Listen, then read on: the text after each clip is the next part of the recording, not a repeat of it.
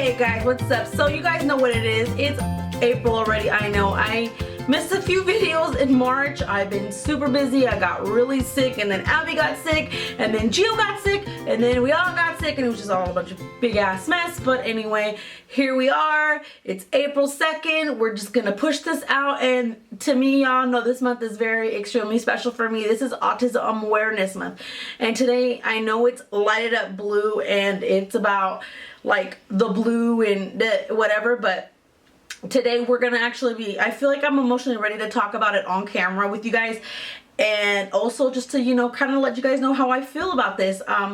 This is pretty much Giovanni's story. It will not really his story, it's his journey so far, because you know he's not telling it to you. This is what we've been going through as mother and son together. So this is going to be part one. This is going to be in parts, and I know I'm going to put some footage, as you guys have probably already seen in the video when I first uploaded this, of Giovanni. You guys are wondering, what the hell is that all about? Okay, so I'm going to tell y'all.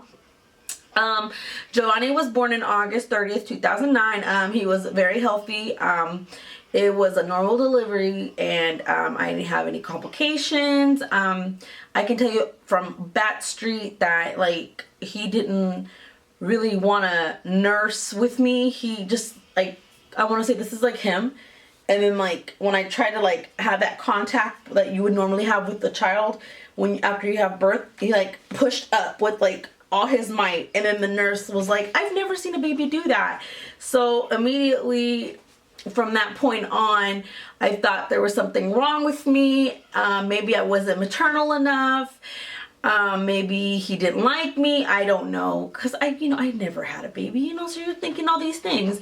And then, you know, from that point on, I had fallen into a deep postpartum depression for almost about a year and a half. I suffered greatly with it, and it was something I didn't acknowledge myself. I mean, I'm very blessed that I didn't have a lot of complications that everybody else does. Like, a lot of women I know go crazy, and I know I sought the help afterwards, which is okay. It's okay. If you're feeling that kind of way, you know, it's always okay to be like, I need to go get this help, because otherwise my baby and I are not going to be okay.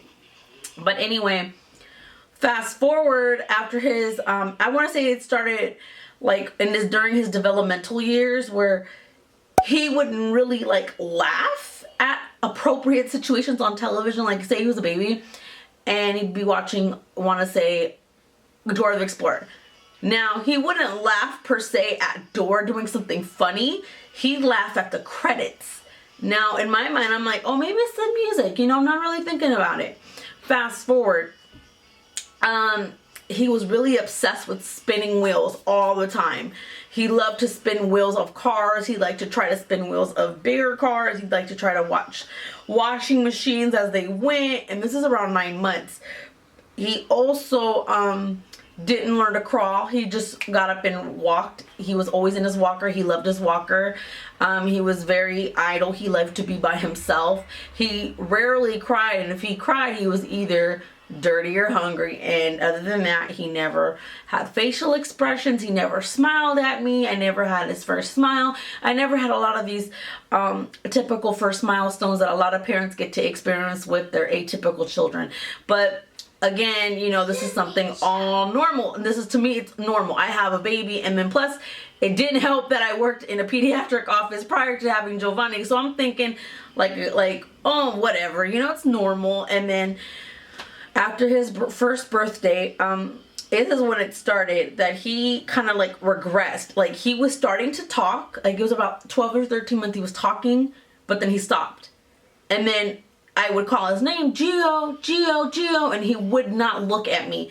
And this is like heartbreaking. I'm like, oh my goodness. And then just a lot of little things. He also was really repetitive with certain foods. He only ate a lot of dry things. He didn't want to venture out and eat other foods anymore. He was super stuck on his dry, crunchy foods, goldfish, french fries, chicken nuggets, fish sticks, mac and cheese, juice boxes, and they had to be certain juice boxes with the straw. It couldn't be like a sippy cup in a straw. He hated sippy cups.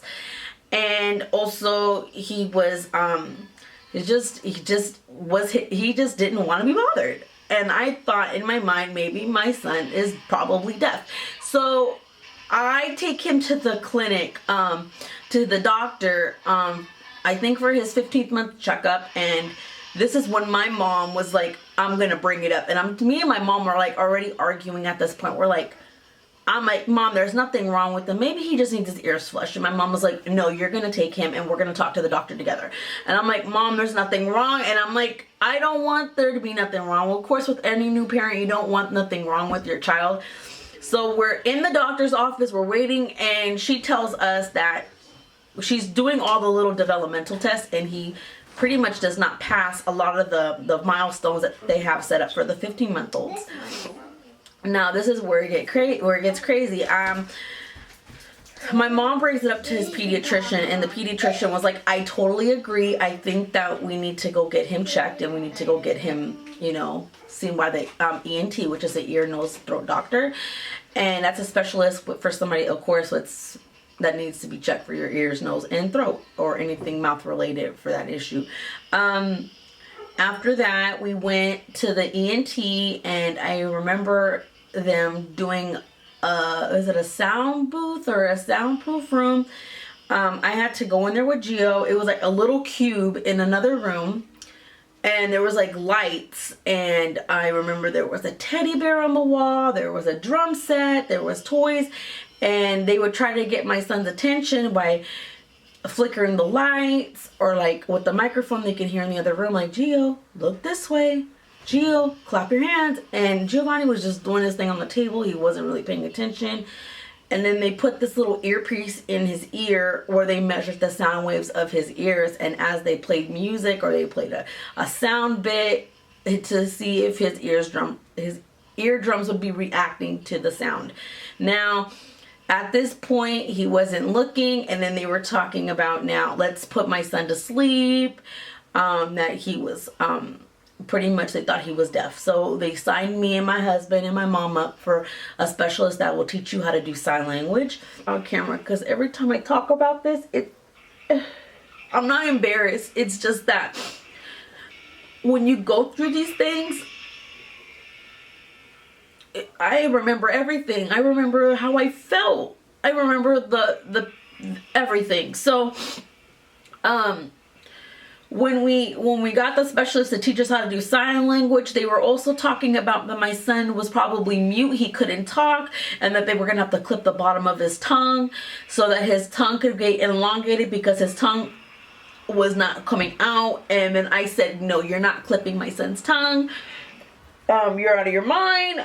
No, I'd rather have my son deaf and mute and not talk than me putting him through surgery and all this stupid bullshit. And there's always second opinions, so don't always think that the first opinion or the first diagnosis is the right one. You have to keep on going and looking. And at this point, they were like, we're not sure. We think that he's they were like, he's probably about 50 to 60% deaf in the ear. He probably will need I can't even think. He will probably need a device in his ear that will help him hear better. And I was like, okay, so, but that right now is not a priority. Let's just continue. And autism had never been on my mind ever. And I've experienced it when I worked at the clinic, and I dealt with patients, and I've seen severely autistic children and severely autistic people, but I had never seen an autistic, like a toddler. So it was like kind of hard, because you're thinking toddlers are toddlers, they just get into shit and they do things and whatever. So fast forward, when we go to they refer us to a psychotherapist, and I remember we're there at the psychotherapist. They pretty much evaluated Giovanni playing with toys that he was not appropriately playing with. And this is, probably a red flag, and I will go through this in another video for you guys. But for right now, if you guys want to hear our Q&As, drop your questions below about it, because I know this is going to take a really long time to make this video. So anyway, we were at the psychotherapist's office, and then he was like, okay, so I want you to come back with him and bring your husband. Okay, so me and Juan went back to the to the office, and they gave us a survey. Me and him, they gave us a survey, and we filled it out, and then they gave us one extra one. They're like, take this to somebody who really knows your son. I said, okay. I said, well, I live with my mom, can she fill it out? And he's like, yeah, absolutely. He goes, but you guys don't read her answers. Okay, so I gave my mom the test at home, and I took it back, and then he had us wait in the waiting room as he scored the test. And oh my God. It was Mother's Day 2011. And he told us that my baby had autism and was probably never going to function properly. That he could never do a lot of the things that normal, typical, or atypical children could do. I'm sorry, guys. It tears me up because people get told this shit, and oh God, I'm really trying not to cry, guys. I used to be way worse where I could just talk about it and I'd bawl, and now I'm just trying to control and contain my feelings because it pisses me off that someone told me this. I'm like, there's nothing wrong with my baby, and you're thinking in your head you did everything right in your pregnancy, you did everything right that you were supposed to do, and it's like, okay, so what now? And he's like, the best thing you can do is just, for right now, get him some help. Like, get him in therapy, get him in occupational therapy, get him in speech therapy, get him in every therapy, because at this point, there's no way that he can function because he doesn't respond. And, you're thinking, because he's 21 months old, and you're like, there's nothing wrong. He's not even fucking 2 yet. What is he gonna understand if he goes to the therapist? It's a lot of things going on in your head. You're thinking, you're thinking of the worst possible scenario at the time when you get told this. Because I couldn't be proactive and I couldn't be positive at the time because in my mind and in my point, I was validly okay to be pissed off. Yeah, you're okay to be pissed off. You're allowed to be pissed off. You're allowed to be pissed off because the person tells you your son has autism, that what are you gonna do now? And that's it. There's nothing else for your baby to do. So after that, I went and I got him signed up through regional center in my local area.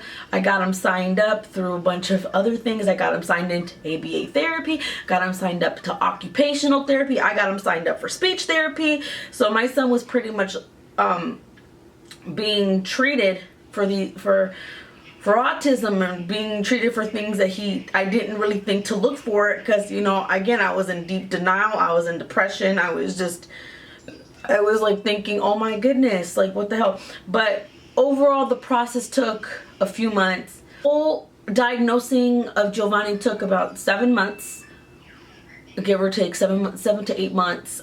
It's not an easy process. It's very draining. It's very emotional. It's tiring. Gio, look at the camera. Look at the camera, Gio. Look at. Say hi, YouTube. Hi, YouTube. Say what's up. What's up? So this is Giovanni. How old are you, Gio? 5 years old. You're not 5 years old. Don't lie. Gio, how old are you? 6 years old. 6 years old.